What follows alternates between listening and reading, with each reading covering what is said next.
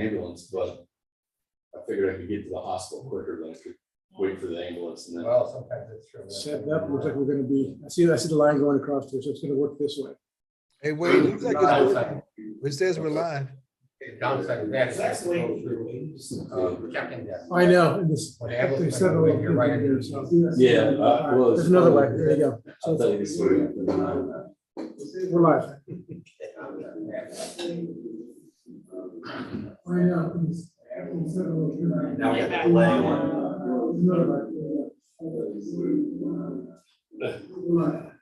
If you're watching us, we're having some technical difficulties right now, so just hang in there. Hey, Jim, we're live. It's rolling. I must have, I just muted it, so. Can you guys still hear us up there? I can hear you. Oh, Can't hear them. can you hear me? Oh, they were muted. Oh, they were. We can't hear you guys. All right. Jim, can you hear me? Can you hear me? I can hear you. I can hear you too. Jim? Try it. I think they can hear each other. Right. Yes. So we do, you know, I should close this window because that window is the one that's open. So let me unmute it. All right. Can you hear us now? Here's what I gotta do. I gotta close this window.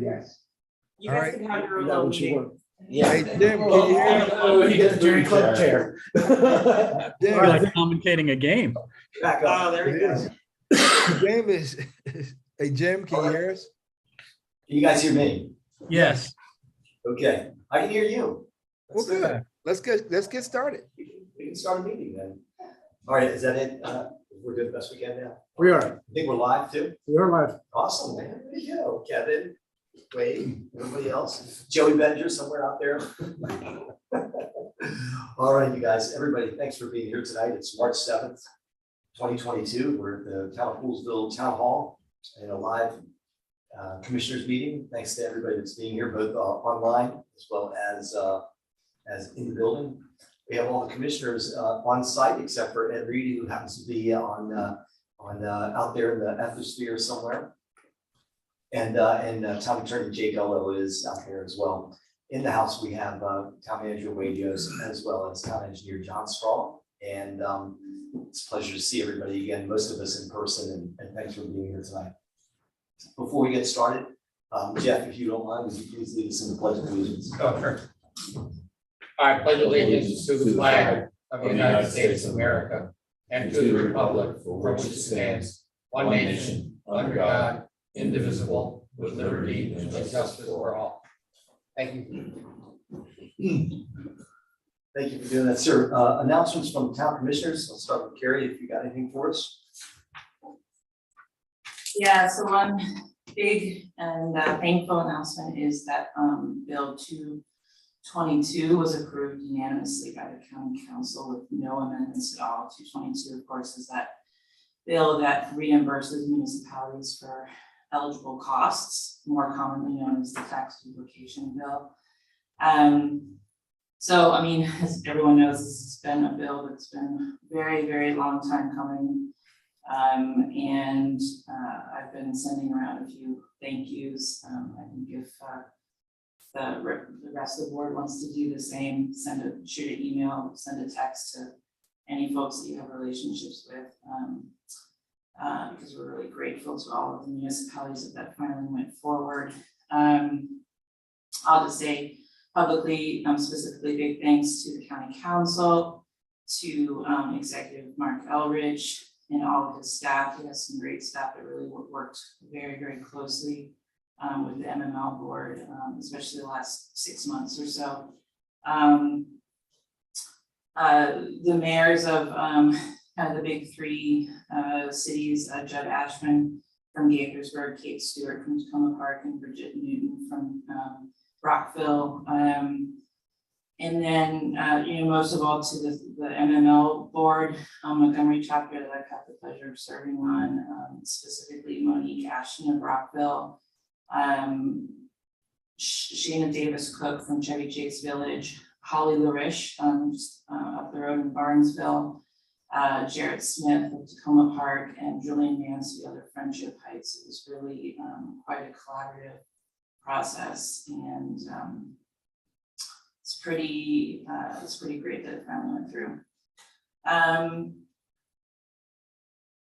There's also Bill SB 376 hearing coming up on Thursday.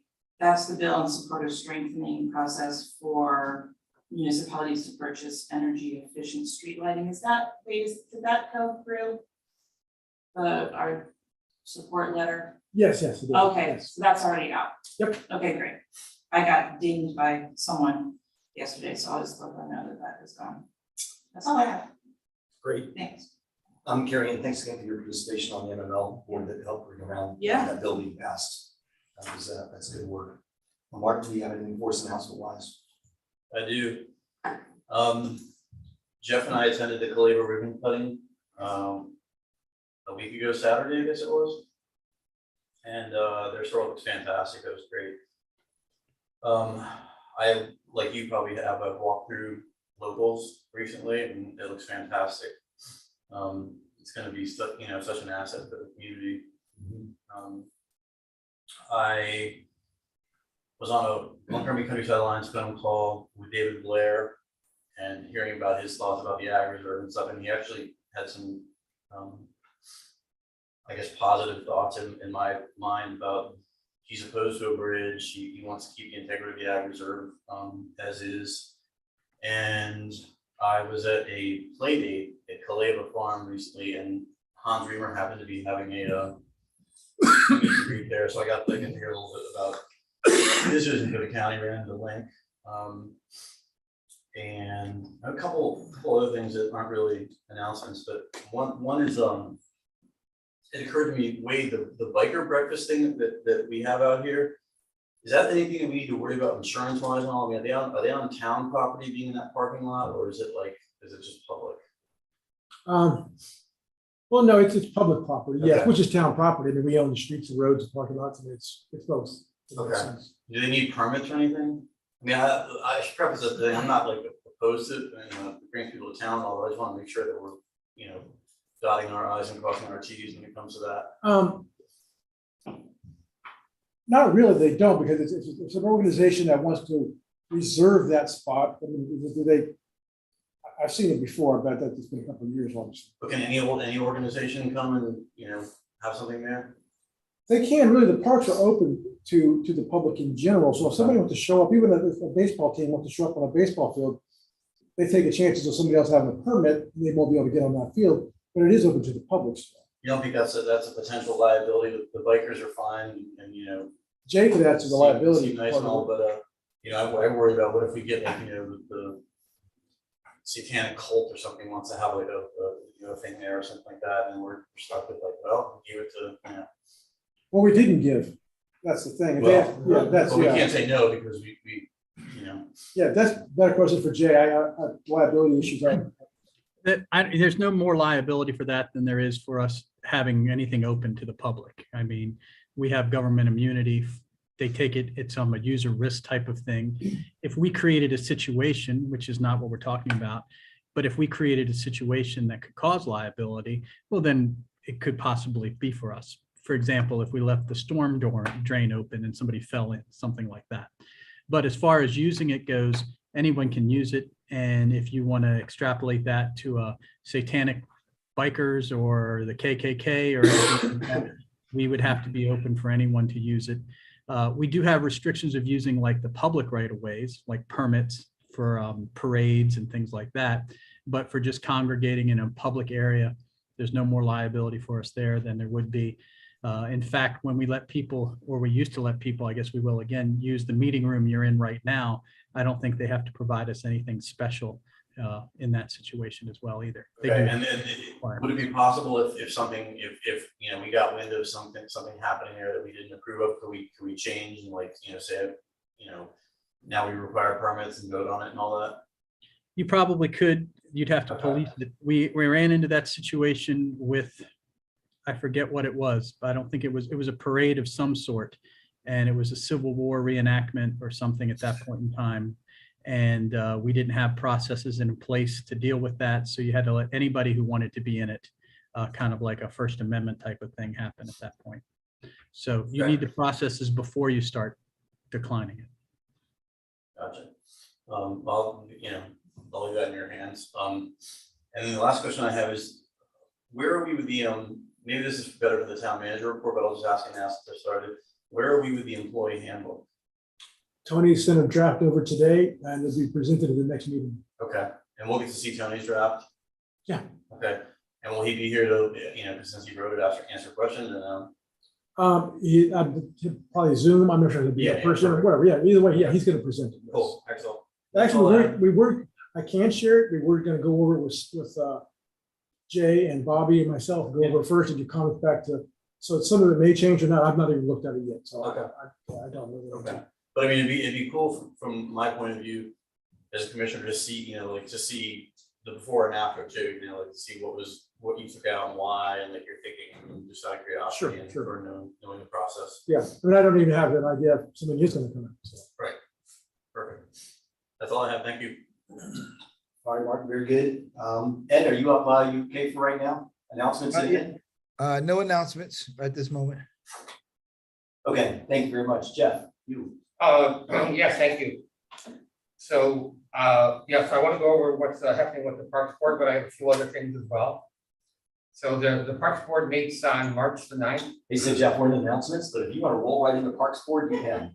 You can just take it from there. My out of order already? No, you're starting the order. Okay. Go for it, man. Yeah, thanks. I do have some announcements as well. So the Parks Board meets on March the 9th at 7 o'clock. And I believe it's going to be here in person. So I could be corrected on that. On the agenda are expanding natural areas of parks. Also parks permits. I know I had this in order at one time. Yeah. So we have 1, 2, 3, 4 requests for using the parks. One's for the JPMS Music Department. The Essence Studios, the dance, formerly the Hope Garden Ballet. One for the Poolsville Elementary PTA. And one for the upcoming Prevention Network. So those applications were received. Also, developing a list of the crosswalks. Now I have this here somewhere. I don't want to lose it. I have it here somewhere. Oh yeah, no, that's fine. We got a request that the parks be open earlier for use of softball, and then I contacted Wade because the request came directly to me. And I contacted Wade. Wade talked with, so the softball field is going to be ready March the 30th, and that wasn't quite early enough for the team that needs to get their practices in before they start play. So Preston indicated to Wade, thank you for answering that, Wade, that the park will be ready for play on March the 15th. And that's exactly what the coach wanted. The coach's name is Kevin Williams. So that worked out really well. We also have a request for from a resident, and the resident's name is Nan Gold, and she lives on Spatesville Road between Fisher and Campbell Farm Road. And the request was regarding speed humps placed between Spatesville Road between Fisher and Wooten, and also or Stevens Park. And also the resident mentioned the request to, and there's a petition here of 60 signatures to add flashing lights and rumble strips across the crosswalk on Fisher Avenue at Spates Hill. And that's where it's really, really wide. And I do see a number of people walking along there with walking their pets and that kind of stuff. So I think that's really important. And the resident went on to give justification for that. Well, yeah, so here I want to go backwards and just for a moment and talk about the crosswalks. So the Parks Committee, the Parks Board has already discussed the addition of the potential addition, right, because it costs money, of the crosswalks at Whites Ferry Road at the Sarah Hour Court coming across from Stony Springs. There's lots of kids that's going to be coming up, sooner than we can shake a stick. Fisher Avenue at Elgin, across from the Old Town Hall, where locals live, where the Cleva store, or Cleva River store is now open. Like Martin mentioned, it's a beautiful store. Additionally, that's right near Anytime Fitness and Anytime Fitness, and of course Bassett's will be reopening as well. Additionally, moved down to West Willard. For the public, for the Poolsville High School crosses over by the Baptist Church. Westerly Grove, so the kids who are gonna live in that neighborhood can get to the high school easier, or let's say safer. Tom Fox and Hughes Road. Because that's kind of goofed up right now, and I think there's a plan to make it narrower and then put in crosswalks. Space Hill at White Ferry, so we already talked about that. Also Space Hill at Wooten, and Space Hill at White Ferry, so I talked about that as well. With flashing lights, so that's important. So that's I got everything for that, I think. I have a couple more things I wanted to add. Here. Jeff, can I ask a quick question? Please. Did you say there's one going across White Ferry from the pool? Well, that's a request, yeah, Ah, because that's where Stony Springs neighborhood is. yeah, but my understanding is that we have a tough time getting one there. Yeah. We don't own the road, right? But so I want to change gears a little bit, President Brown, and I want to mention that I want to make a huge, bigger than I can think about, monumental thanks for Valerie Dickerson. She's put together just a remarkable relief effort for Ukraine. Valerie initiated this campaign, out of the desire to help the refugees and the Ukrainian people. And she also wants the message to be clear that people of Poolsville, even though we're not a giant metropolis, we very much support the Ukrainian people. And Valerie organized the volunteers to organize a link on Amazon to order specific items, because there's specific items that the folks are going to need. And also it makes it easy because items will be shipped directly to the storefront that's right near Anytime Fitness. So huge thanks to Valerie, former Commissioner Valerie Dickerson, and anybody who might be watching on the YouTube. You're very much encouraged to to look at that link. I'm sure it's posted on Facebook and probably several different places, and help out as much as you can. I mentioned before, it was on the last commissioner meeting, about the video called Spotlight on Maryland, or Maryland Spotlight. And so I've been in touch with a number of people. They had requested us to send some information, which I sent in. And I also took a very beautiful picture of the town hall, and I sent it in because we were supposed to submit a photograph. And Martin looked at it and said it was beautiful. Best picture ever. Because Martin was a professional photographer. Martin shot it actually. No. That was your shot. With my trusty iPhone. Yeah, very good. Anyway, turn out nice. So I did add some clouds, if you noticed that. I touched it up a little bit. Anyway, back on track here. So the woman who's organized this, her name is Paula Chase Hyman, and she sent me an email back thanking us for submitting all the items that we were supposed to submit by a certain time. And she said Tim is the name of the person who's actually going to be, I guess, making the videos, taking the videos, kind of the production guy, and said he'll be reaching out to us soon. So remember, Jim, you're on the hook for making a presentation of that. I'll remind you, let you know when that's going to take place. So she didn't say exactly what date, but I'm hoping that it happens, reasonably soon.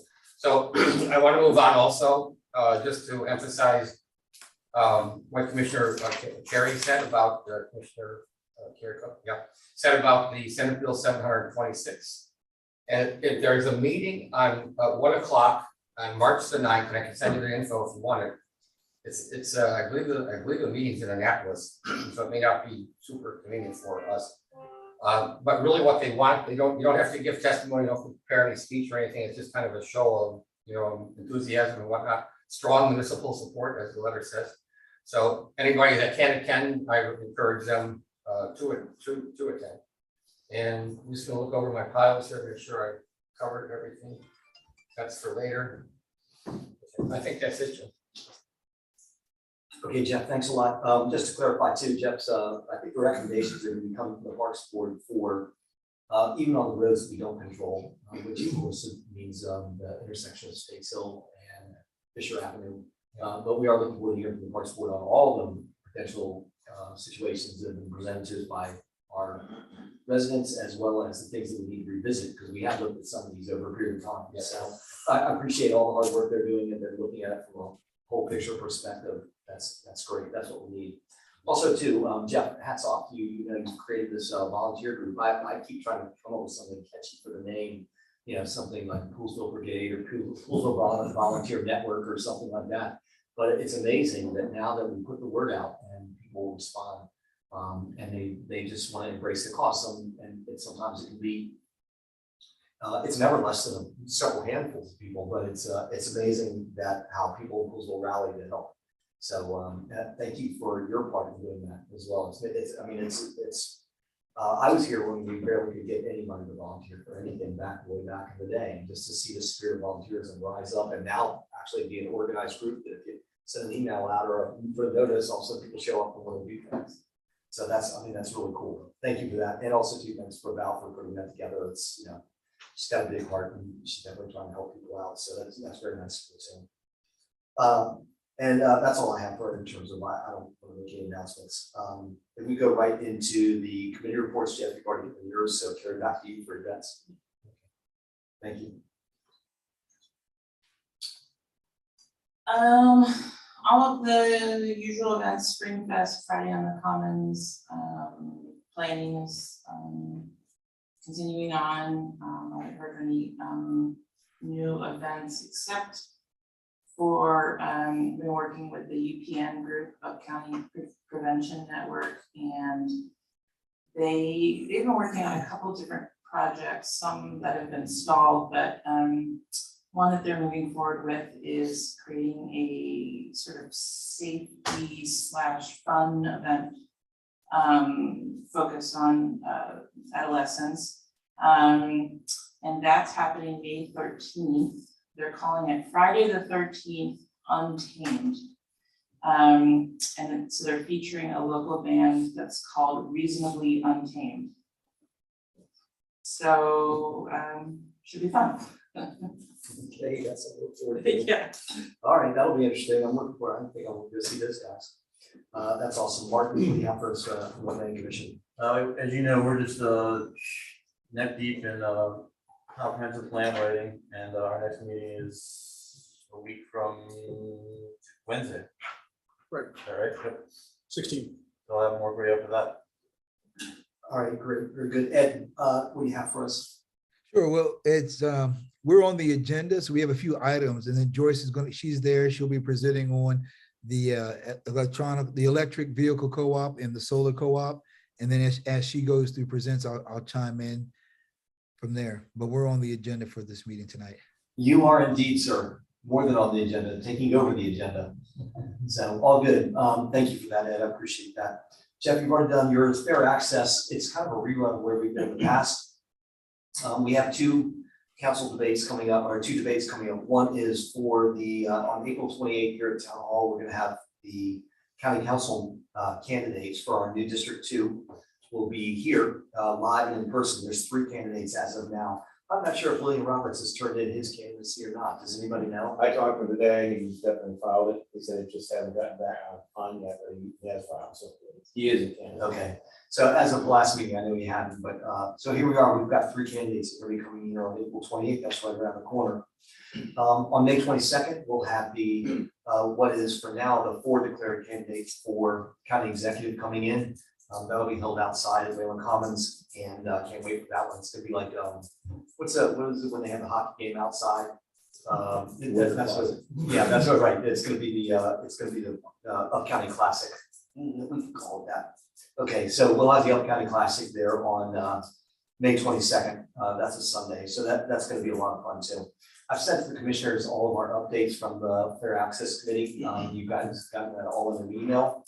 And we can, if anybody's listening out there in YouTube land, I'll be glad to send it off to you. Just hit me up. But it's basically the same thing, link posted on all the major Google websites about a week ago.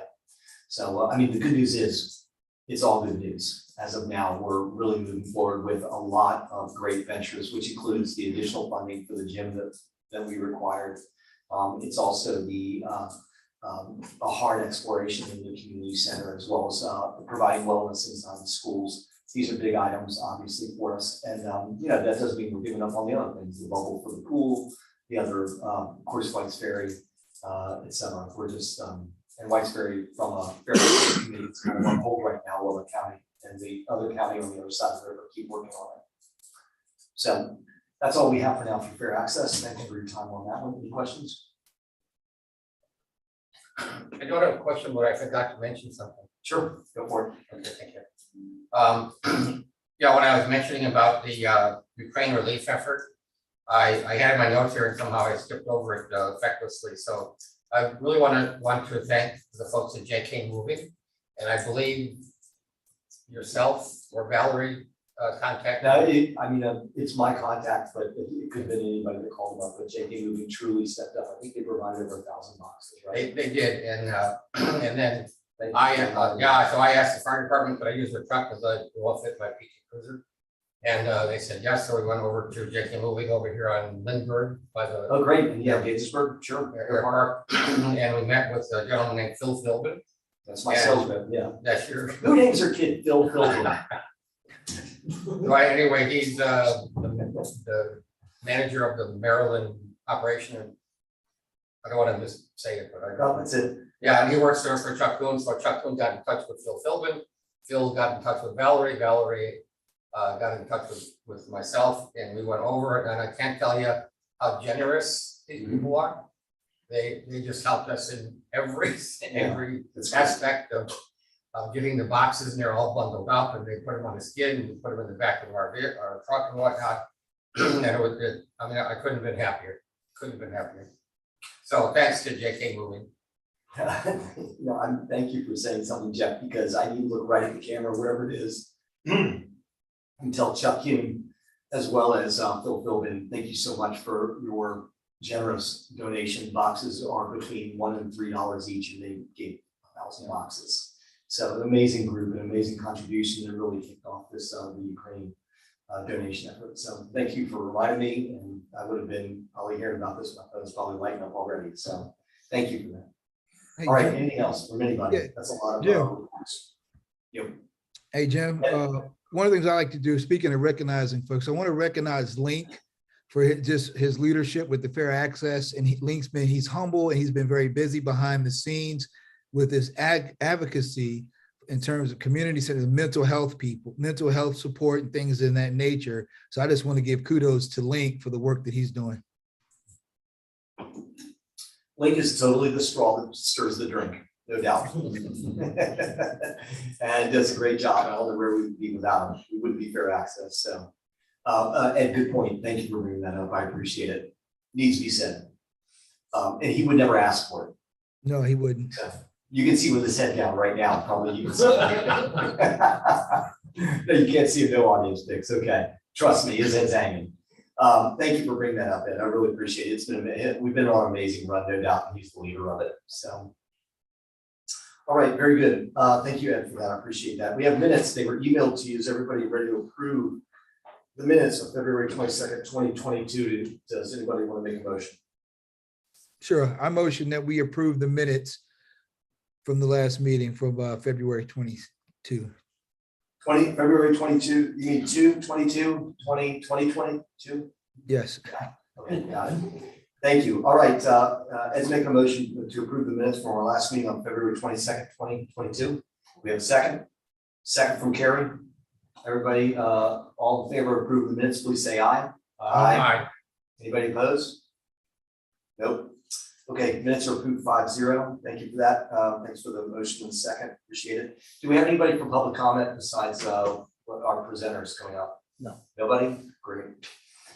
Okay, very good. Old business. Who's going to lead us in on this one? The bailiff is bringing up the list. Kevin Tracy's the only. Thank you, bailiff Strong. Appreciate that. Electrical vehicle co-op. Who is going to be presenting? It's going to be Joyce coming up. Yeah, Joyce is going to cover those next two items. There's actually two agenda items that are separated on her agenda, but the one online, they were next to each other, but she's going to do both of the presentations back to back. Okay, I understand that. Thank you so much. Go ahead and And, remember when Eddie used to say, tell us, hold it, tell us your name and your address. You want that? No, go for it if you want to. Hello. Okay, so which one do you have first, the electric vehicle one? Yes. Okay. Yes. Let me get my. And it is Joyce Briner, who is a resident of Poolsville, living in the woods of Tampa. You drive by the houses that have those solar panels on them. Yeah, so I'm here basically to support Ed from the Sustainable Poolsville Committee. And I brought this to the committee, so he had me come to speak to you guys about it. Part of the Montgomery County's effort to address climate change, one of the items that they put together is a electric vehicle purchasing cooperative. And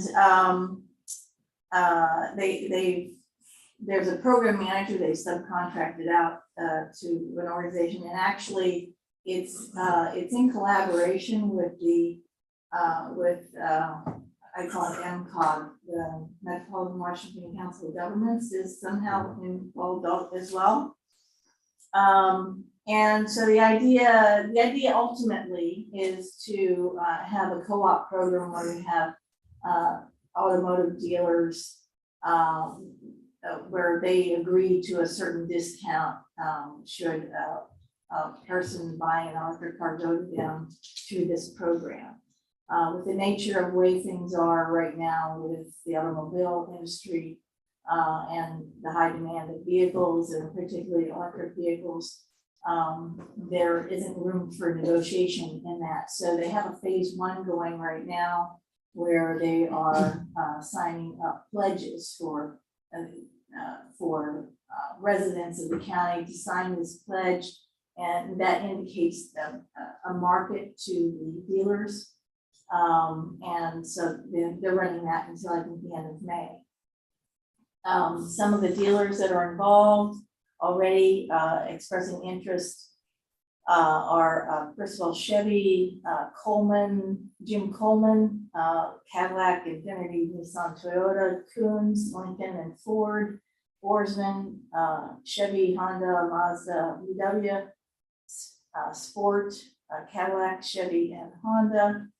Community partners that are also already involved are City of Rockville, the Green Bank, Bethesda Green, the Greater Washington Region Clean Cities Coalition, MCOG, as I mentioned, an organization called EVADC, Electric Vehicle Association of Greater Washington DC, One Montgomery Green, Poolsville Green, and the Washington Area Water Dealers Association. So basically what is being suggested and up for your decision is, do you want to be a promotional partner in this effort? Basically it just involves getting the information out to the citizens of Poolsville in whatever manners makes the most sense for the town. The obvious one to me is the electronic sign, billboard, and there might be other ways that you think of. And they do have, this co-op does have a commitment letter. I think you have a copy of that in your packet. If there's any questions on that? I mean, that's great. I don't see why we wouldn't. So let's put it that way, especially since we've already installed charging stations, and we and I are having budget discussions today talking about seeing how electric vehicles can fit into Poolsville town government's future too. Mhm. So I appreciate you bringing it up, and then So Jim, I'd like to put a motion on the floor, yeah, that's there we go. right? I'm a motion on the floor that we become promotional partners with the electrical vehicle co-op. We in terms of this pledge. And I appreciate that, and if we want to have a second, we can have a second for discussion. If anyone wants to second that. I'll second it. Okay, Ed with the motion, Martin with the second. So, Ed, downside, anybody on this? Anything that we can think of? It doesn't sound like there's any commitment to spend money. No, It's not. make some advertisements, right? So we have done similar things in the past with the solar co-op, which is going to speak to next. But it's exactly the same thing that we put on the website and we promote it in the same way we do everything else. And we have the big solar array over by the wastewater treatment plant. Right, so, yeah, I think this would be a good idea. And they get points for it for the next time they recertify also. Yeah, the Sustainable Pools Committee, that counts to the town's points to get recertified as a Right. sustainable Maryland. Good. Yeah, absolutely. I absolutely want to see us do more. I think it's a great idea. So I want to, I want to hear from the other commissioners. I think it makes a lot of sense for us. So. Okay, very good. So Ed's got a motion on the floor. Mark's got a second. Does anybody else have any other discussion on this?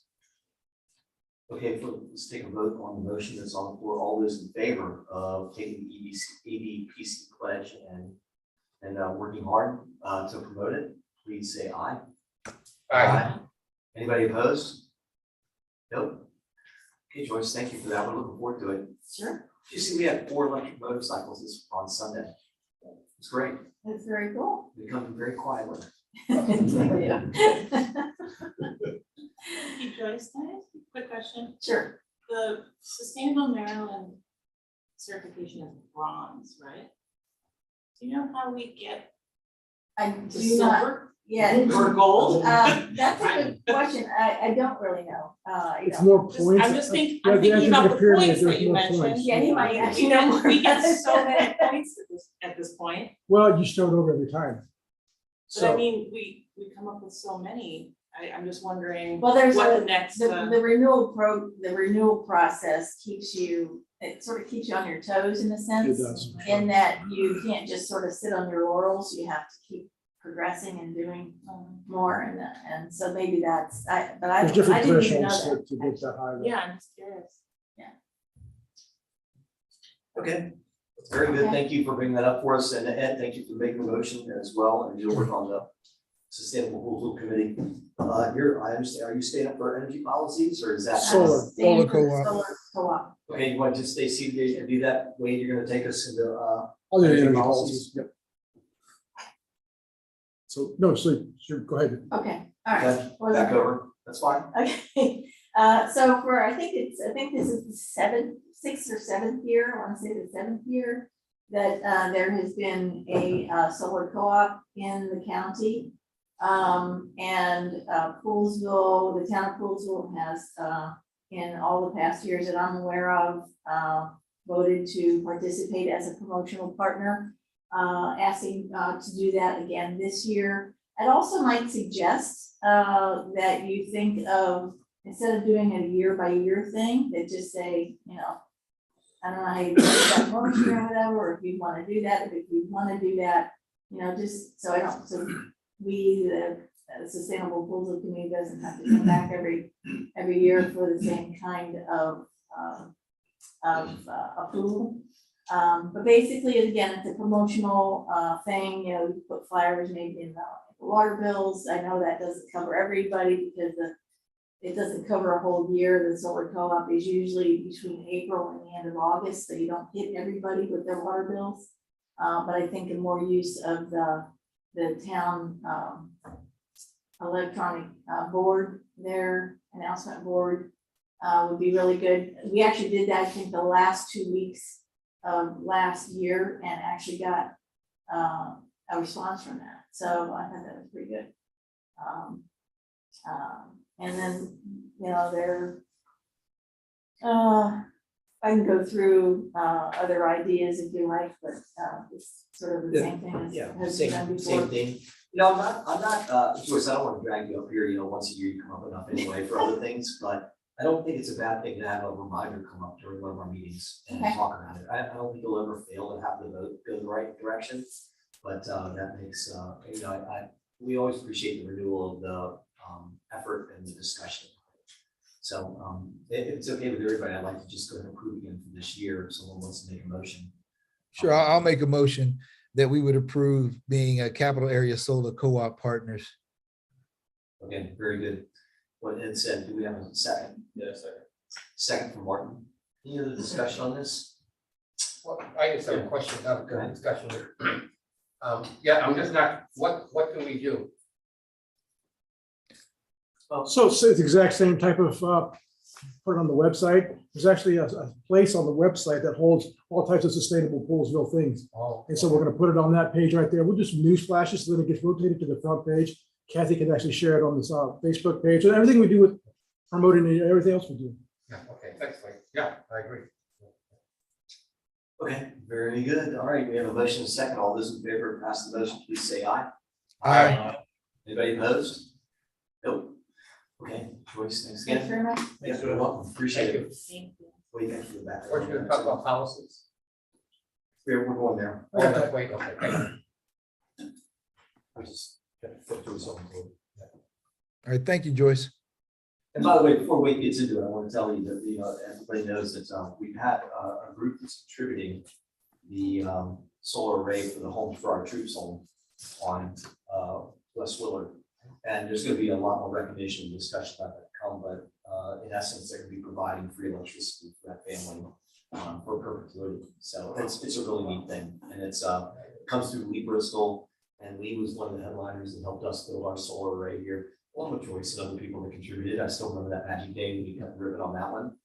And Lee stepped up to the plate and basically through his company and through another solar company arranged to have free solar installed and used for the Home for Our Troops guys. So you'll be hearing more about that. It's a big deal. All right, thanks. Sorry to interrupt. Wade, you're up. Okay, this is a bit of housekeeping here. I brought this up at the last meeting, talking about it when we took the MEA grant to do the nano grid feasibility study. That kind of pushed us into, not pushed us into, but pulled us into adopting two different policies. And one policy is going to talk about the goals of reducing our electric consumption by 15% within a baseline year, which is 2021 is our baseline year. And it can actually project out longer if we need to do that to get those 5 years in there. So that's one of them right there. So we're going to do that. The second one is a renewable energy model. And what that does is say how you're going to do that. And so we're going to do it in two ways. One way is we have a solar panel in place right now that exceeds 20% of our electricity demands as a totality of all our stuff. The second one is that we have in the budget now to put in LED streetlights and reduce our energy consumption through that. And there's actually, once we do this, we are going to be listed in MEA as a town that can start getting these different grants. So there's a grant out there right now we have in place. As soon as we do this, we can get $40,000 the first year, and $55,000 for 4 subsequent years for doing streetlights. So we're putting that program together right now. So we have funds we have matching funds already in place, and there's actually some rebate funds from the First Energy that can complement that and pay for part of the matching funds that are required. So all in all, it's a great program. We're going to reduce our electricity consumption as well as what we're spending on that by a huge amount, like $15 per month down to like $5 per month. And with 600 lights, that's quite a bit. Wow. So plus the maintenance should also shrink down because these bulbs last a lot longer. But you will have to do a switch out probably in 10 years of all the bulbs. So, but it's much more economical to have LED lights in there in the long term. How long have some of our mercury vapor lights been around, like since the development was built? Oh, yes. And they've been outlawed for quite many years now. But They stand out to me when you drive down. a little kind of a blue look to them. Yeah. Yeah, that's amazing. Well, it's good news. Thank you for that. So we do want to and give you guys copies of both of them. We're going to go ahead and adopt these policies. Right. And I recommend that we move forward with it. Got it. Okay. Anything else on that? John, your side? We're all good to go. Okay. You guys, it's in your packet. There's a lot of reading there, but it's good stuff. And it talks about basically what Wade outlined. Yeah. And it's I mean, it's just another, it's not a feather in a cap, it's the right thing to do. Yep. So I really appreciate the due diligence on it and the leadership behind it. So we're looking forward to moving forward, assuming you guys are. Okay, so we have a Town of Poolsville renewable energy model policy that we'd like to adopt. I make a motion, we adopt the Town of Poolsville renewable energy policy model, renewable energy model policy as written by Wade. I'll second Martin's nomination. Excuse me, I'll second Martin's motion. Okay, very good. Thank you, Ed. Mark has the first on that one. Ed has the second. Is there any discussion on this from any commissioners? Happy to go through it again, but then, you've already put together a very nice proposal here that spells it out in detail. I would just quick question. Sure. Will we be talking about this also when we have our budget session? Just about getting the grant and that portion that it plays into the CIP of the general fund in that one category. Okay, thank you. But you will hear about it. It will be one line item in there. Okay. So you will- Actually, you're gonna hear about it, yeah, for the next several years, you'll hear about it. Okay. Great. Any other questions, anybody? Motion's on the floor, seconded. All in favor, please say aye. Aye. Aye. Opposed? None? Okay, good. We've got our energy policy voted on and approved. Thank you for that. And thanks for the presentation on that. There's two of them. Oh, that's right, number 2. Sorry about that. What, One is the energy efficiency policy. got it. Along the same lines, anybody just want to make a motion on that for the approval of the, what would you say was Energy efficiency. model. energy efficiency model? Anybody want to make a motion? I make a motion, we approve the town of Poolsville energy efficiency policy. Amendment to sustainable procurement policy as written. Very good. Thank you. Could have said it better. Second, anybody? Sure, I'll second the motion. Tie for second between Karen and Ed. Carrie beat him to the buzzer. So, all right, we'll, second by Carrie. Any other questions?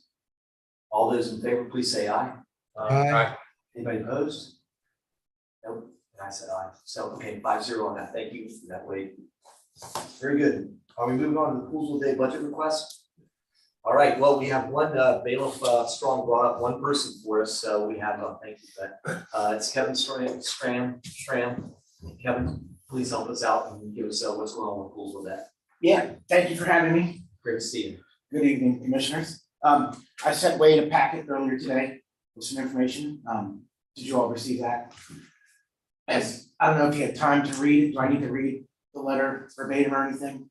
So the letter was just, to paraphrase, introducing you to myself. I'm the new president for Poolsville Day, replacing Faith, who did an awesome job for over 10 years. And going over kind of what we're doing with the committee, we're pretty excited. We have 7 new members, 13 returning members, 2 returning members behind me here. We're trying to learn, so we had Kathy's kind of doing a different role this year with Poolsville Day, a less role. We now have Christian Hellwig, might be related to someone up here, who's going to help us fill some of that role. We started going through all the documents in the past and tried to come up with a budget, and it's kind of hard right now because of the last 2 years. It's difficult to forecast what's going to happen this year. So we're trying to find some efficiencies within the group. We're going to fully digitize. No more mail-in of applications and checks. We're going totally online. All the documents now, we're going to have a shared storage cloud system so that when committee members leave, it's an easy transition. Just That's great. get access to the new drive. And no exchanges of boxes and old notebooks and keeping stuff in your house, none of that. Very ambitious. Yeah. We're getting rid of the old fashioned landline that people used to send messages and stuff. Now we're just going with the Google Voice line to see some savings. So with this request, as I outlined in the letter below, we're requesting $25,000 for this year's Poolsville Day. Now, I say that we might not use all that 25,000. We might realize costs are not that exceedingly high, and we might be able to revert back. But we would follow up next year with a different request, and we could hold some of that money over to the next year and adjust accordingly. But this way, because FY20 there wasn't a Poolsville Day, but there was a budget for it. FY21 there was a Poolsville Day, but it was kind of half the size. And So we just don't really have a good idea of how much it's gonna cost. Generally, it's been about a $45,000 a year cost. You have 20,000 from the town of Poolsville, you have about 10 to 13,000 from sponsors, and about 10,000 from exhibitors. And so we're planning on that, and we don't know how much the costs are gonna be, but we'll try our best, we'll be our best stewards of the money.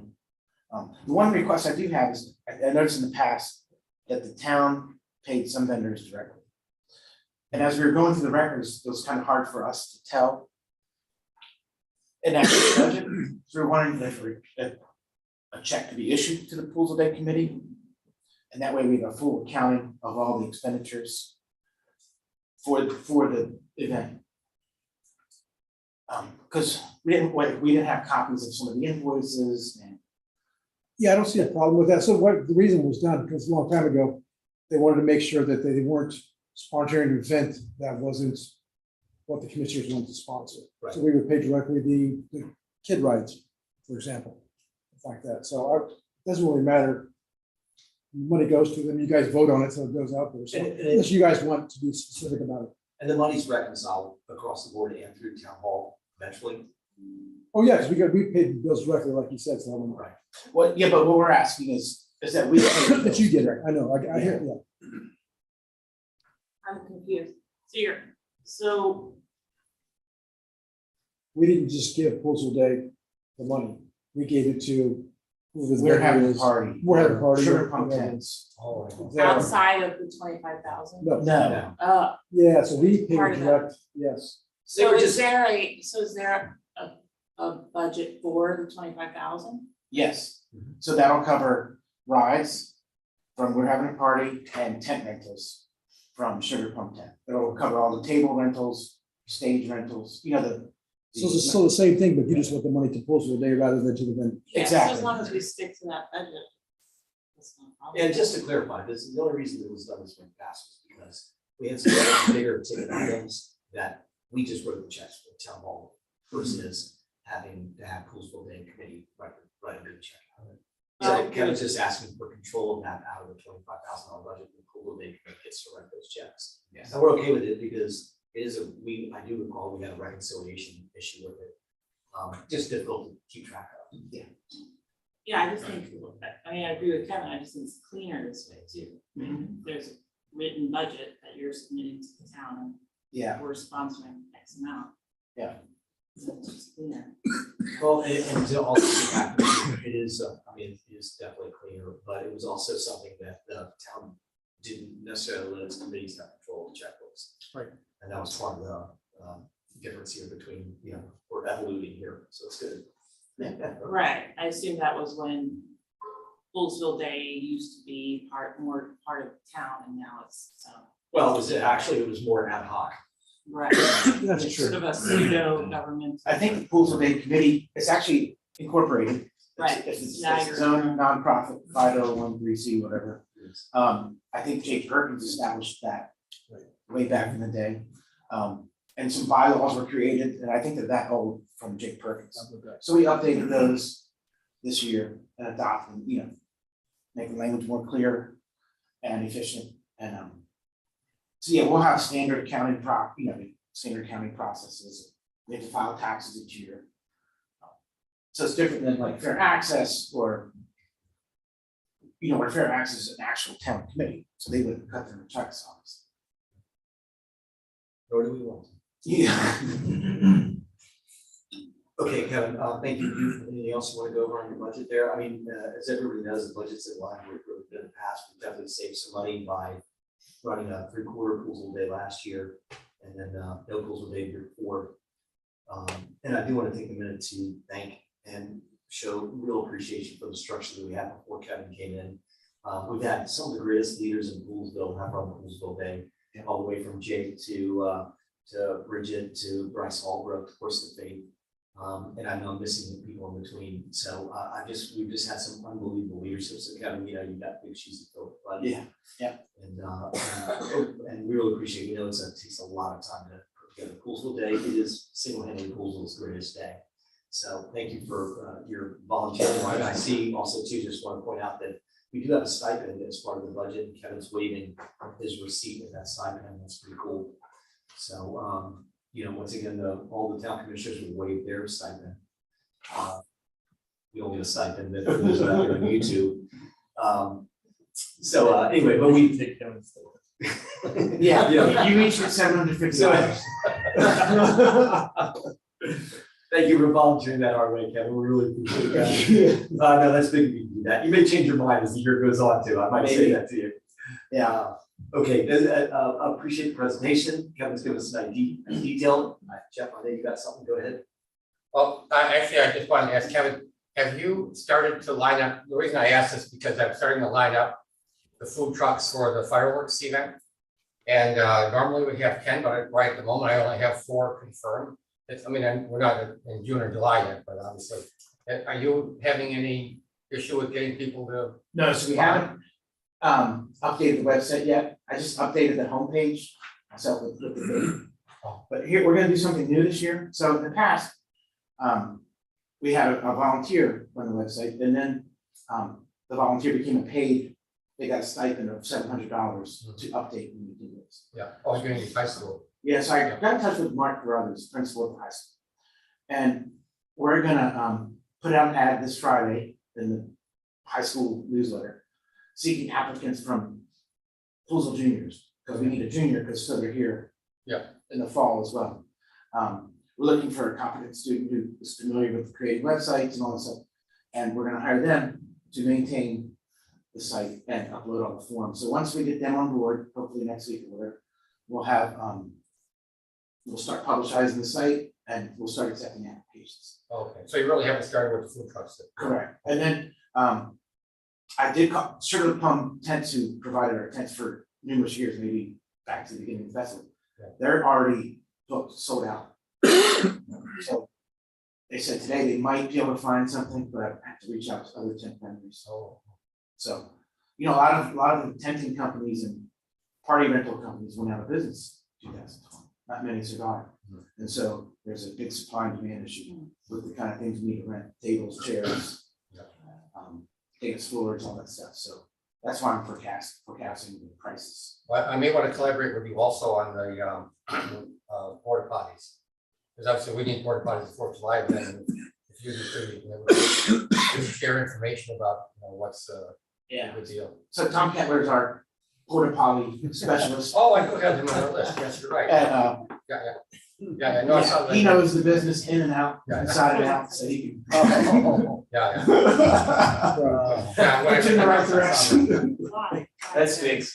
Yeah. Yeah, you don't need me to down that hole. Oh, sorry. You can happen, all these funds are gonna break out. Yeah. Kevin, I want to put a plug in, and I know Joyce will too, we just adopted this energy efficiency policy. It'd be great if the committee is keeping an eye on ways to keep Poolsville Day as green as possible. And I know that's been talked about in the past. But Yeah.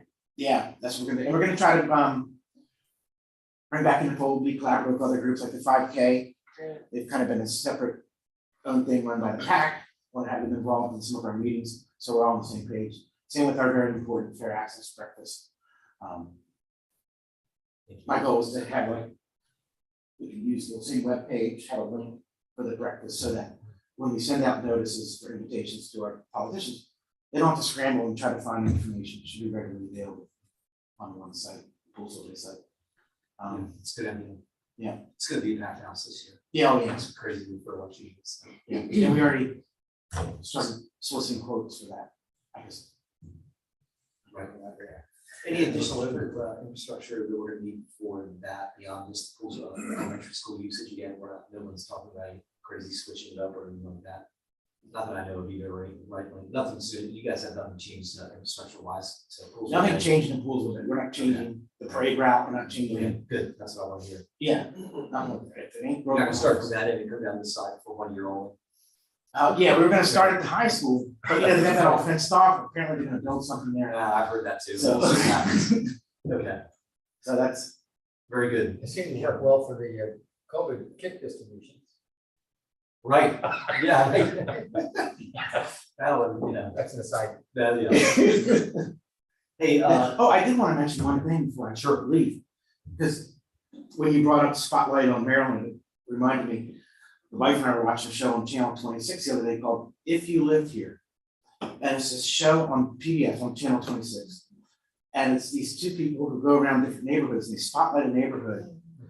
And they're given a tour by a local realtor, right? And they give a tour of 3 houses that are on the market, and they gotta guess the price and all that stuff. But during it, in between little tours, they do little spotlights on the town. Like, oh, this is the parts. Like, we watched an episode, they did Fort Washington, that's really neat. And then the next episode, they did Silver Spring. And so they highlighted a lot of things in the community. Oh, that'd be a neat thing for.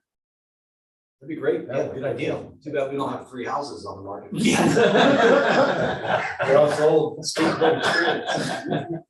No, and Kevin, that's a great idea. Thank you for bringing that up. Actually, they go to Mark here, so we'll see if we can reach out to those guys. It's great stuff.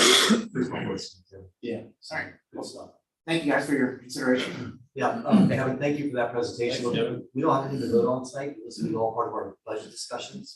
So, thank you for presenting, and then we'll, don't see a problem with it. So we'll see, make sure we do our thing in budget time. Okay, appreciate it. Thank you for that. Thanks for the clarification too. Yeah. Just as a note too, before, since Kevin brought the subject up, is that Fair Access we've created our budget for this next budget year, and it's been kicked around on our committee, and it's been shared to Wade, and it will be now shared to all commissioners, and it will be part of your budget discussion at our work session as well. So just giving you a heads up, it does detail what all the good things we've been up to, and still all the future plans. So just giving you, it's just for a little bit more money than Poolsville Day, but we do it all year. So anyway, that'll be coming up for everybody's information. All right, very good. So summer camp fees, who wants to kick this one off, Wade? Oh, well, sure. So I put together just some facts about, kind of six-week program, June 27th, August 5th. So we have a camp director, 1 assistant director, and 10 counselors. And we do pay the county's minimum wage fee for the regular counselors, $18 for an assistant and $20 an hour for the director. And then the workman's comp. So staff total is about $41,500 for the summer for that program. And then we have expenses for crafts and paint and different things too. We always have a $4,000 allotment in there for that. So total expense typically for that 6-week program is about $45,500. So we'll be talking about fees for a while. Right now we charge $70 a child for the summer. And we had in 2019, we had 165 kids registered. So we brought in $11,550, but it certainly does not cover the cost of the camp. And we talked about subsidizing it, and there was a discussion we were going to have prior to the budget. So there's the facts, and we can discuss it now. Very good. I'll start this discussion. I personally think that we're giving this away, and probably the subsidy is not necessary. I mean, I'm all, if somebody can't afford to send their kid to the camp, I'm all for trying to establish some kind of method where we can give scholarships to it, or however you want to call it, for people that need it, because I think that's a great thing that we should be doing. But, the people I've talked to, they can't even believe, how inexpensive this is. And it's almost like, wow, this is like, I feel bad for only giving us, whatever it is. So I personally would like to see us fund, get this, have it pay for itself, and look at giving grants to people who really need it. Thank you. Anybody else? Yeah, I just wanted to mention, so I read over the information that you sent, and just to kind of Martin's point, the fee is $70 for a child, right? Yes. And it looks like on this last line here on your paperwork, it said if Poolsville didn't subsidize it, then the fee for each child would be $275. That's correct. That's for 6 weeks. That's for 6 weeks. Yeah, I have no idea what. That's My daughter's 30. I don't know what the fee is for a child to go to summer camp. We pay $700 and something a week Oh, for the instructors. for a different, no, for $600 a summer camp. Oh. I just wanted to clarify that. That's what the facts out there. Right? Exactly. Yeah. That's all that was. Is that it, Jeff? Carrying any commentary, Ed? Yeah, sure. It's, I'm looking over that projection. So if we look at the 2019 numbers of 165, and I'm just wondering if we would anticipate an increase in numbers, but I guess there's really no way to tell how many people we might have. So if we were to say that the break-even point at 165 kids is 275, I would support that. And I think I agree with what Martin was saying in terms of being able, for those who just financially can't make that investment, I think if we have some type of structure or process that's put in place to support those who are at need.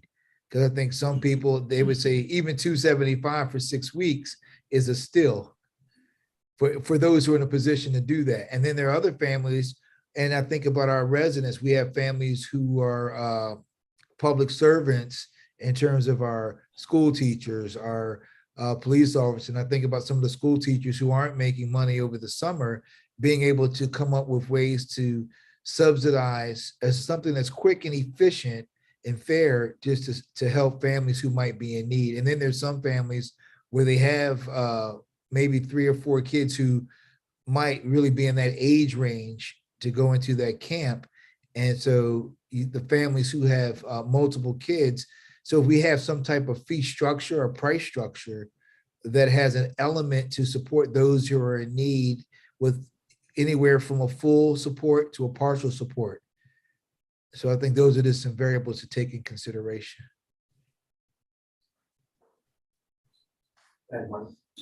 Also, I'm sure there's a good reason for this, but why does it start at 9:30 versus like 8:30?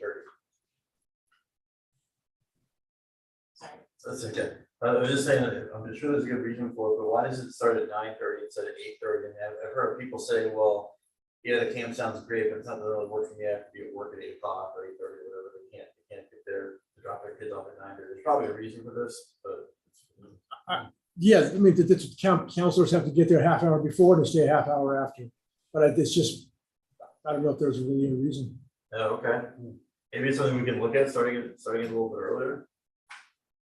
You I could mean, probably- what do the rest of you think? Like, Then you're gonna pay more in it seems like the salaries only too. people it's really working for are people that work part-time or people that, are home with their kids. So that's our difference in our camp, the other camps that people go to. They are outdoor, but like when a thunderstorm comes, you gotta come pick your kid up and your kid's gotta go home. So it's not like a camp that we can keep kids. So it is a little bit different as far as some of the other camps, like the county school one, you can go inside. This is totally outdoors. And it's free come and go kind of a thing also. The structure's different. So in this, the hypothetical scenario, there's a thunderstorm and camp is closed. How long, do you have any idea how long the parents have before they have to get their children? I think it's like a half an hour, 45 minutes maybe max. I mean, the counselors try to stay out there until the parents get there. It still seems like Civilians. even knowing that, it seems like it could be useful, for people that work within 30, 40 minutes of this area. If they could drop their kid off a little bit earlier, 8:30 would probably make it work with 8:30. And, Sure. just thought. I don't know how the others feel. Yeah, I don't know if Kathy and the counselors have gotten feedback from parents or, I'm really Yeah, honestly not that involved. That's what I was saying. There might be a good reason for it, but if there's not, it's something we should probably look at to help people out that are going into an office or whatever. Yeah, Martin has a point there, because when I see the kids come for the school bus, they're there pretty early. It's not late, the school bus doesn't come at 9:30, but it's way earlier than that. Right. So that might be a good thing to start earlier, so we can have kind of a normal routine.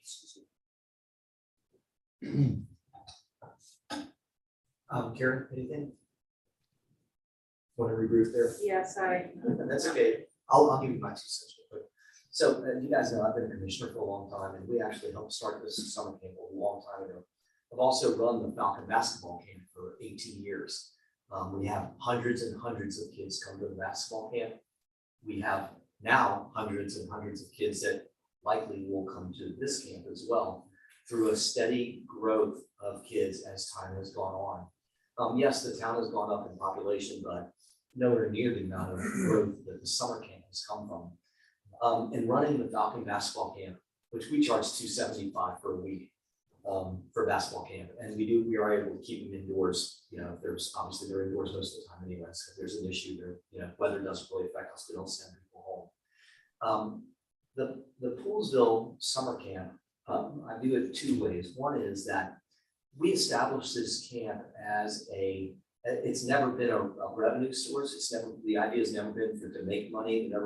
Money's never been to really look at it as some sort of fee recovery resource. The idea behind the summer camp has been to offer basically an amenity to our residents. And the amenity is, in my mind, equal to the things that we do out on Wayland Commons, or the events that we host, or the ways that we build community and put people together. That summer camp, and I've been to it and I entertain at it, and we make a point of going, you know, several of us go to it often during the summer. It's not the people you would normally see at some of our events. It's not the people that necessarily can afford to do other things. So I don't want to, I mean, I hear you. It's a glaring thing, right? That it costs this much to do it and we only charge X. But it really, in my mind, and I hope that the commissioners can see this way, you have to view it as an amenity, and you have to view it as something that is an amenity that reaches people that we normally don't reach in town. And it also has been a slow build. Remember, there was times when we first started working, you know, we had 15 kids signed up, and then I remember when it went to 70, it was like, holy smokes, what are we gonna do with all these kids? And then, you know, obviously through steady work, that this has been built up. I agree, 70 is a bit of a joke for an entire summer full of fun. But at the same time, I don't want to have the 70 is more like, or whatever the money is, it's more of a placeholder. It's a way to obligate people to at least let us know what the numbers are and how many kids are coming to camp. And we also know full well, 3 days out of 5 can be canceled. 3 days out of 5 you know, we have weather events every week that enable the kids potentially have to come home early. We don't have a rebate structure. We don't have a way to like send money back. Oh, we couldn't keep them that day, so we're going to send money back. Those things are all the reasons that I like the way we have it. And I have to admit, I'm probably a driving force back in the day, so I'm still open to the discussion about raising the numbers and trying to make it better. But that was the impetus behind it. So I think that for $275 for 6 weeks, it's still an amenity. I mean, we're assuming the cost of organization, of insurance, of you know, all that, the hassle of trying to staff it and everything like that. I mean, so you know, that there's something to be said for that. That's a pretty big gift of you know, services and time. It seems to me that, you know, $275 to fund it and not make any money off of it, but to cover our expenses makes a lot of sense. It still seems like an amenity to me, like especially having sent a kid to camp last summer. This, like Jim said, it's a steal. At $275, it's a steal, in my opinion. So I'd like to see us recoup what we're putting out there personally. And let me go to part 2 on this. And you raised a good point, Mark. So in running a basketball camp and being incorporated and really having to, you know, really look at how you run things. There's in a community that's tight like this, and for a program that's built on building community, which is what this summer camp is in my mind, we never have come up with a really good way of asking people if they can afford something and having some sort of qualification process that makes people in our community, which we have some of the poorest of the poor and some of the richest of the rich in this town, and to ask them to separate themselves because for whatever method, because they can't afford to pay. I've dealt with that. I've had it right in my hands before. And I've had mothers call me up and start with crying. I'm like, well, what can I help you with? They're like, my daughter really wants to go to basketball camp, but she can't afford it. I'm like, okay, it's cool. You know, of course it's free. Of course, you know, you don't have to pay. But I just worry about losing some of our membership and losing some of the people that are just gonna be like, yeah, know, $2.75, it's cheaper to keep that kid in front of the TV all day than send them over to the summer camp. So that was part of the other process too. I'd be open to it, but I want to know how we, and I'm sure other people do it, but I want to know our infrastructure would work with issuing quote unquote scholarships and having it be Jimmy, expensive people. hey, Jim, it Yeah. could be something as simple with in the application when you're signing your kid up, there could be a box that's checked off requesting financial assistance. And it might be financial assistance for a full scholarship. It could be financial assistance for a partial scholarship. And so if they were used to paying that $70, you know, that might be, say, a partial. So, and I would probably want to listen to what the director or, you know, whoever's working on it, what they might propose. I think, and going, I think 275 for some, you know, it is not a big deal. For others, it is a huge deal. So I think even if a discrete, and of course, all the information is kept confidential, but I know that's what some programs will do. They'll offer, there's a small little box you'll check to say financial assistance is needed. And even on when kids are in schools and they go on field trips where they need to pay money, for those families who are not in a position to make that investment, they check off the box. And we're not asking them all of their business. It's just a request. And I think you honor, without getting into people's business, if they say they check the box, financial assistance is needed, you go on good faith and put it at that base rate. In my, great point that, is my math correct? Just back me on with math, you know, like I know getting a babysitter is like, you know, getting expensive, $15, $20 an hour. It looks like camp per kid for the, you know, when you get down to the 275 for the period, it's like $1.52 an hour for childcare. And my math could be wrong, admittedly, that's not my strong suit, but if that's correct, that's pretty darn cheap. Yeah, no question. Yeah, the math, I'm with you across the board on the math. I'm not disagreeing. I think you go back to the purpose, though. I think if we go back to the purpose of why it's created, what is it we want to do with it, and then at the same time look at, you know, what would be our level of fiscal responsibility. Just a totally separate question, and wait, not necessarily have the answer right away, but just to think about what is the capacity of what we would have to run the camp. So if we had an influx of kids, if that number went up to say 225, at what point would we need to hire an additional camp counselor? Yeah, I can get that information. There is a threshold child, you know, children per ratio. counselor. Yeah. And I kids through there, and I know had they asked for more, even if you had the price of 70, and I didn't even think about it, but if we said, hey, we're accepting donations to help another kid, we gladly would have done that to help another family. And then there are times where we would travel, but just knowing that you had your kid in for that 6 weeks, but there were times where my kid might not have been there for 2 weeks because we were on vacation. That happens a lot. Yeah, it happens all the time. And residential and non-residential also is something that we've never addressed.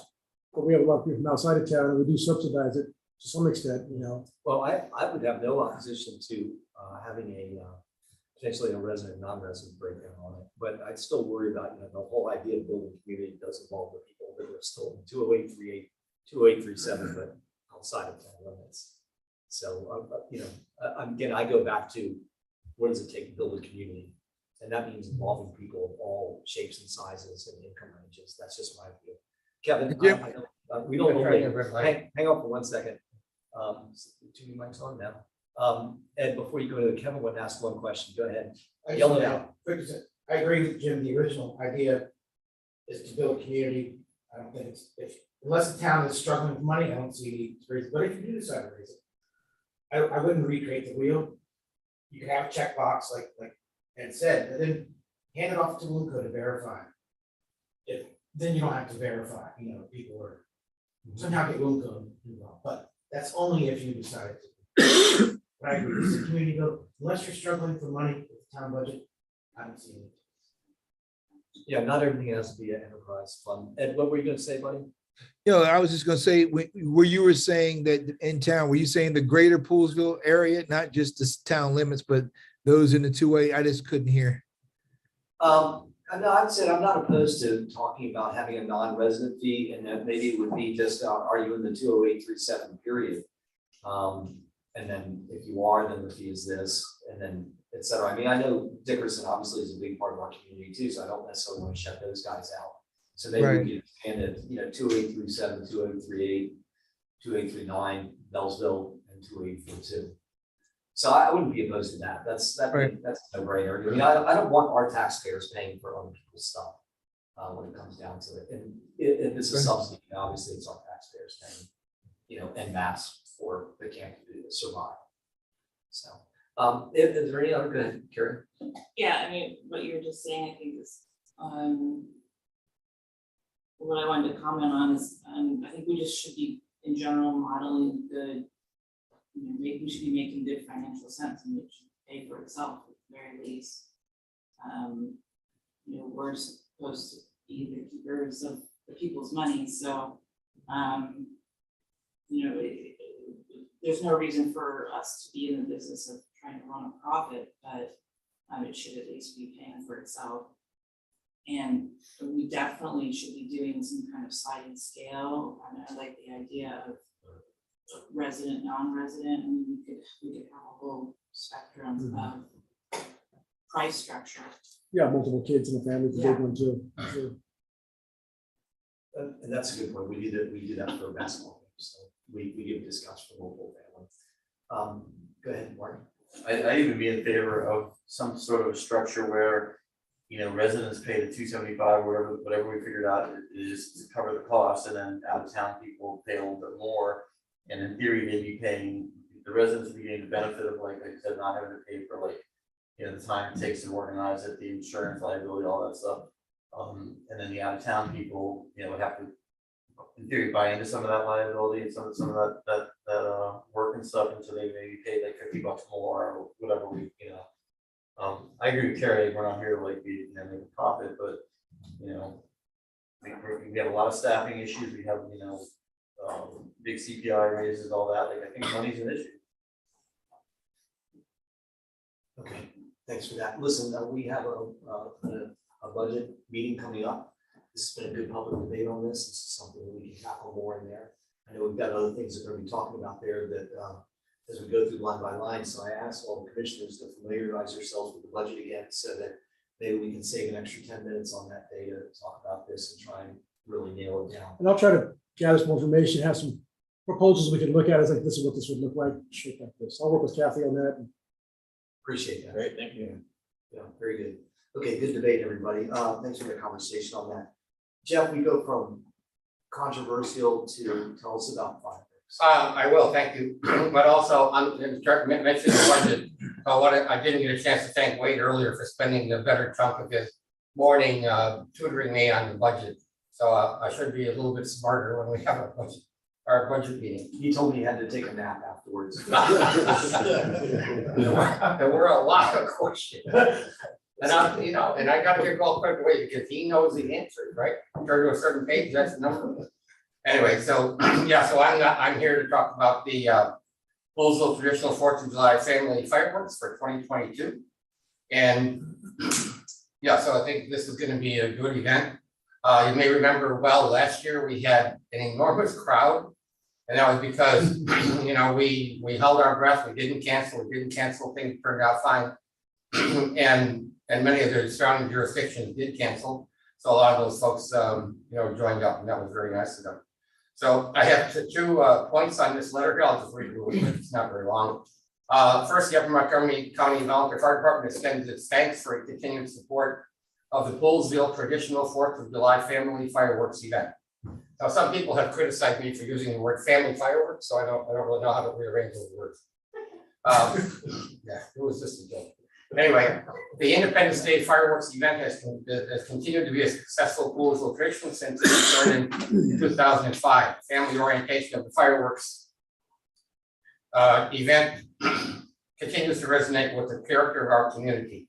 We plan to continue the family-friendly and local charm personality of the event. The community event would not be possible without the financial support of the town of Poolesville and its commissioners and sponsors. Second, the second purpose of this letter is to request the commissioners of Poolesville continue their funding at the current budgeted level of $13,500. And I checked in the budget today, and the $13,500 is already in the fiscal year 2022 budget. See line 570. So if you learn stuff, you can use it. Now, please also see the attached budget for fireworks budget for 2022. It's on the next page. The $13,500 cost covers the cost of the fireworks display. The support from the sponsors is essential for the event to even happen. For planning and the avoidance of surprises, Upper Montgomery wishes to advise the commissioners that 2022 is the final year of a 3-year contract with Zambelli Fireworks Company.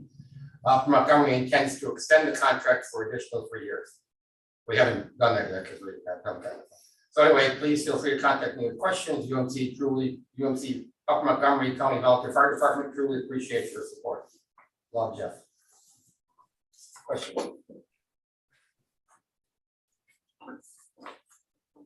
Jeff, no, wait, is there any other background you want to give on this besides what Jeff's presented? No, he's got it covered. So there you guys have it. First of all, I want to thank again to the volunteer fire department for agreeing to headband this. Again and again, Jeff, it seemed like this is the first time you've actually presented from behind the desk. Oh, it is. I was just going to It's say fun. that. Normally you're over there to get grilled. Yeah, so there's no grilling. It's grilling for the commissioners tonight. Yeah. And then what is going to be the in terms of the next contract? And this is a general question. I don't see a reason why we would approve this. Well, generally it bumps up by $250. And I can't predict this, but this is generally what has happened. It bumps up by about $250 per year. That's it. So, yeah. Well, I mean, that's when you add it up over 3 years, There's no supply chain issues or fireworks or. Well, they get all let's spread find out out. on July 4th. find that out. So, I mean, I don't know. That I can't answer about supply chain issues. Okay. Everything is manufactured in Pennsylvania, so it doesn't come from Overseas. Yeah. Thank you for that. Sure. Appreciate that. That's a good point. Yeah. Okay, guys, do you have any other questions on this? Any other direction you want to go here? Okay, so again, this will be on the budget and this will be part of the overall budget approval process. So thank you. Jeff, go ahead. Actually, I had one other announcement which I forgot to make at the beginning. And it has to do with a ribbon cutting of a new business in Poolesville. Heather Suskin Photography is going to be moving into the space where the Poolesville Vision was, and that's on Fisher Avenue. And there's going to be a ribbon cutting on Friday, March the 18th, at 4 p.m. at that location. Great.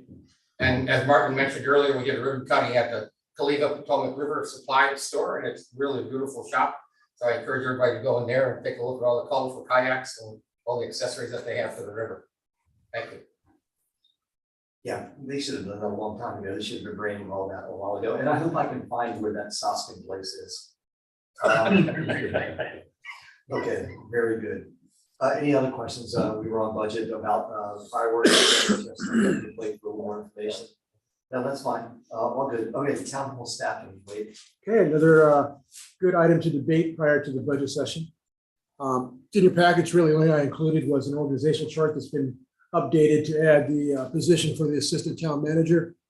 I know we've talked about that. That was certainly going to be one thing that we were going to do this fiscal year, add that position in and divide the duties up between the manager and the assistant manager, as well as take some of the stuff that's been thrown on the back of the rest of the admin staff that I used to do that other town managers wouldn't do.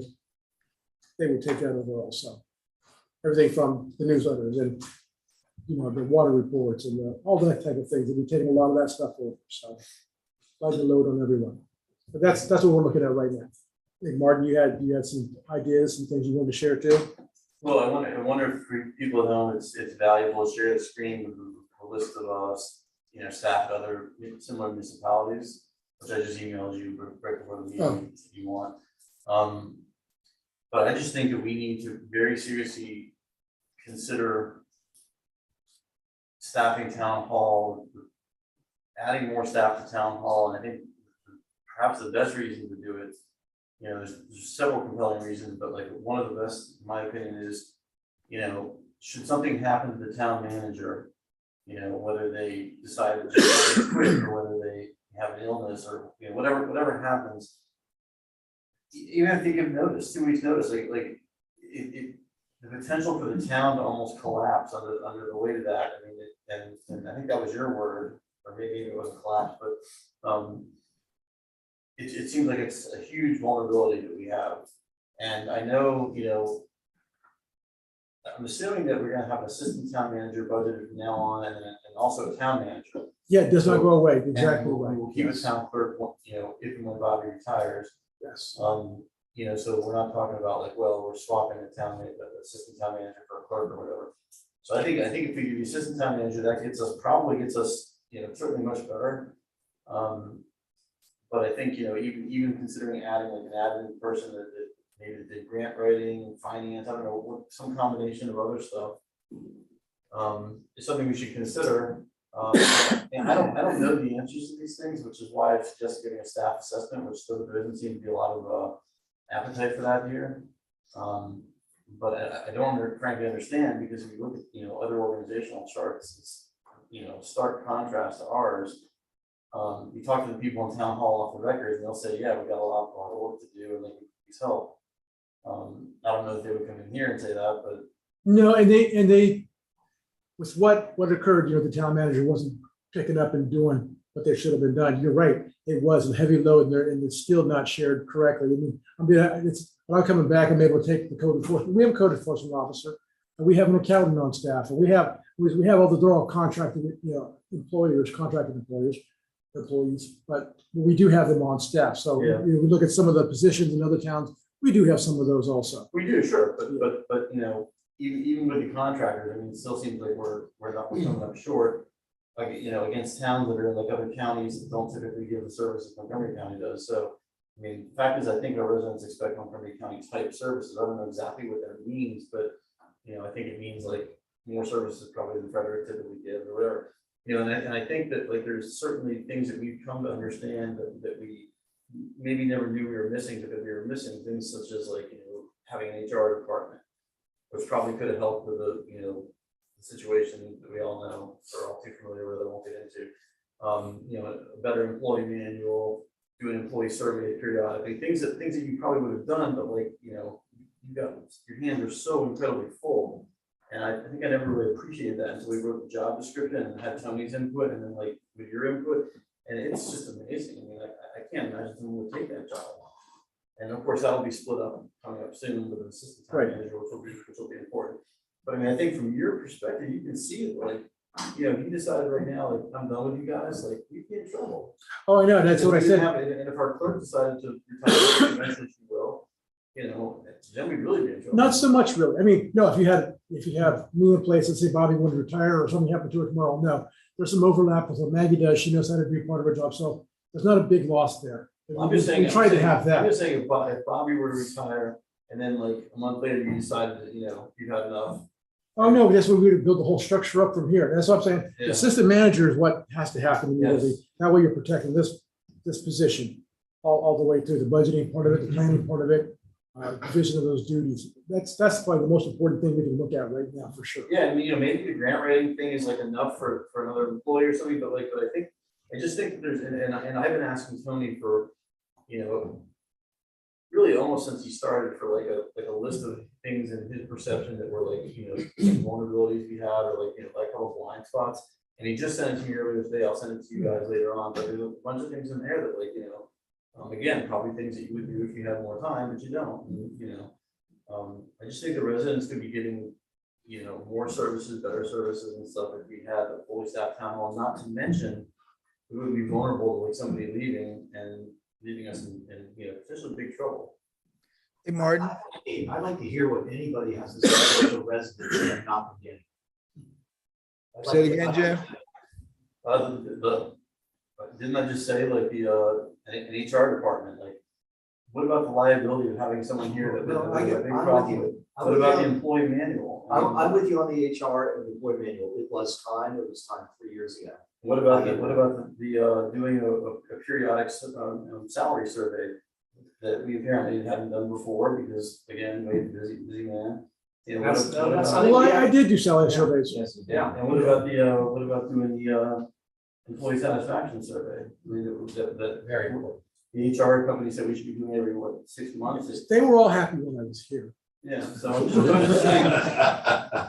Hey, Martin, That there are services, I mean, like, and, you know, when you see that email from Tony that, or do you like there's other stuff, so. Well, Tony was here for 3 months. I don't necessarily know how he knows what our residents were missing, and I don't want to interrupt Ed because I know he wants something to say. But I'm still happy to hear about what our residents would say they were missing from whatever an apparent lack of town staff would be.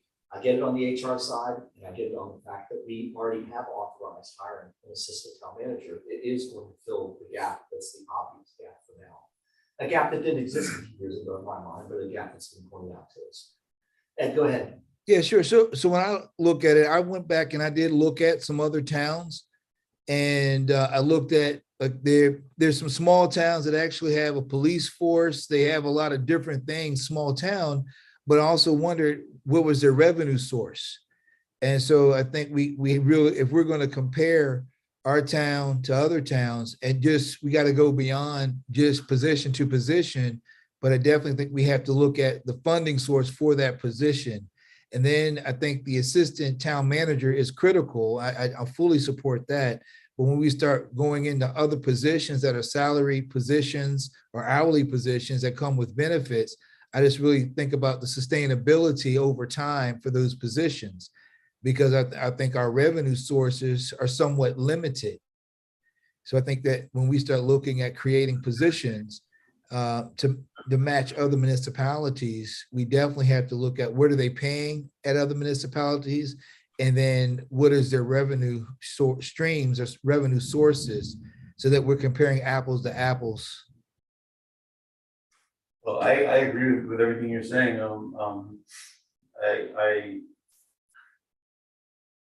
Yeah, I mean, what you say makes sense.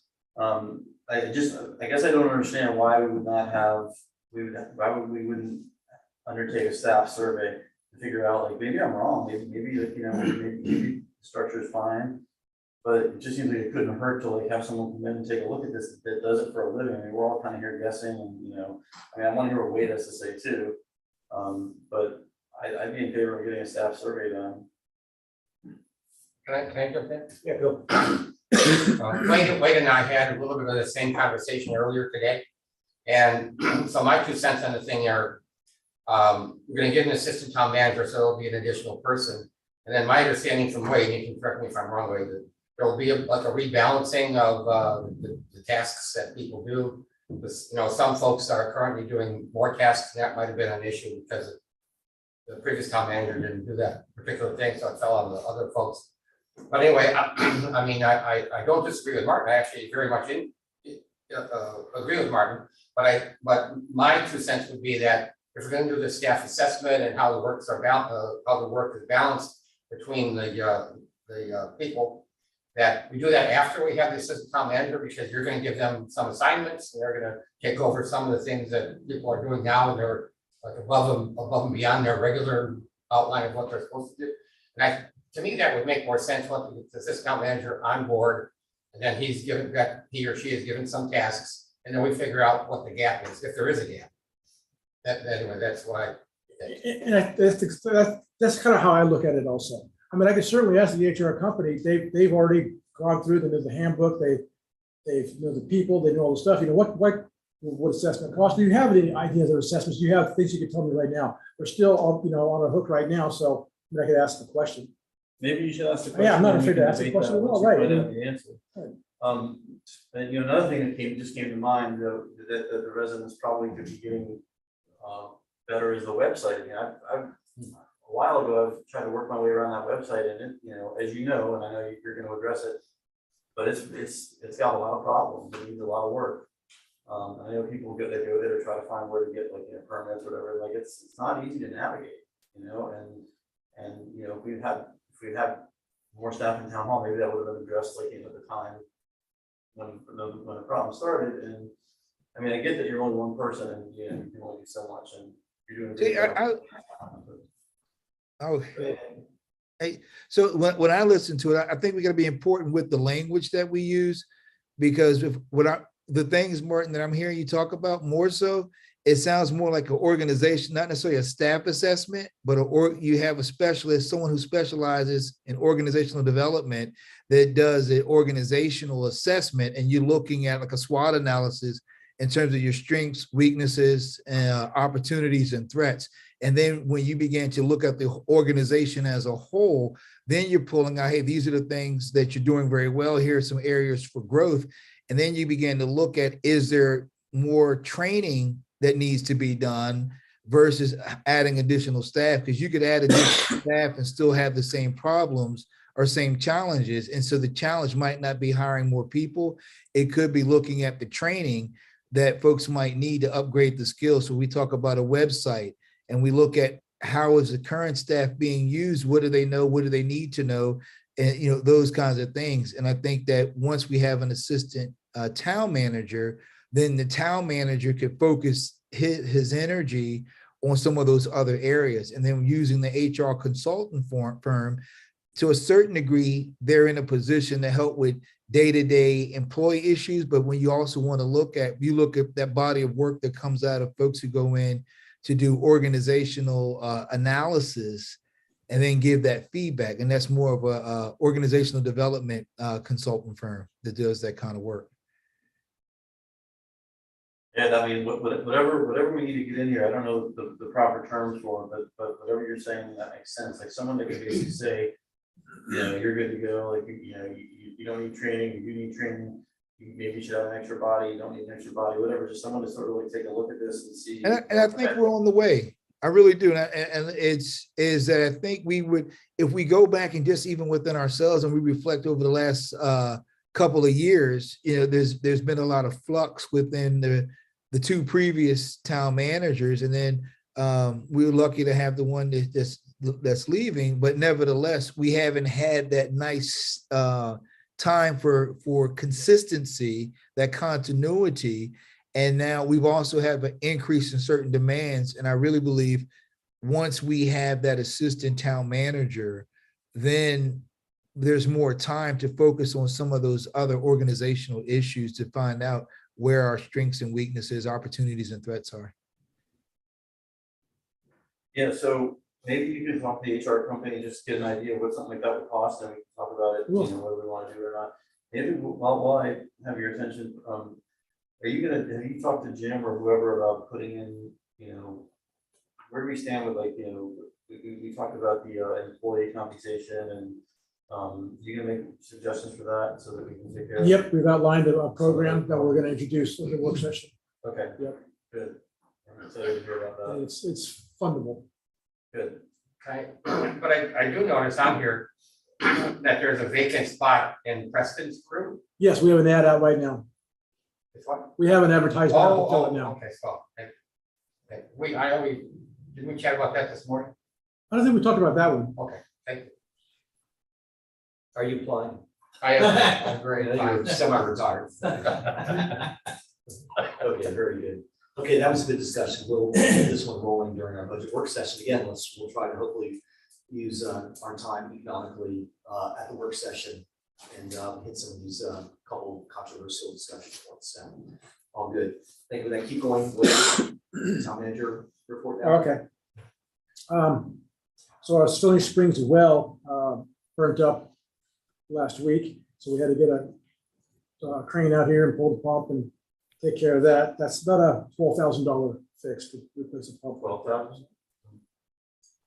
Let's raise those summer camp fees. $1,000. $1,000 per kid. So Maggie's been working on it. She got a notice from the state of Maryland Department of Human Services that they were starting up a new program to provide assistance to low-income water bill folks. So we sent out the paperwork and we've been accepted to the program. So we've notified WOMCO that they can go through them or the town to do. We're just asking utilities to join in. So we joined in. And so we'll be doing news flashes and advertising out to the folks in town. That's kind of a neat thing. Yeah, it is. That's a good one. I have a question. Did you say the Stony Springs well house broke? No, the well pump itself. Okay, but Stony Springs is not that old, don't they last longer than that? You know, we have not every 5 years. Well, it's essentially a 5 to 12 years. It depends where the well is and what the characteristics of the actual bore is. And there's so many things that go into it. With how long a well actually lasts, the pump itself. That pump's been in there since That's- 2007. Yeah.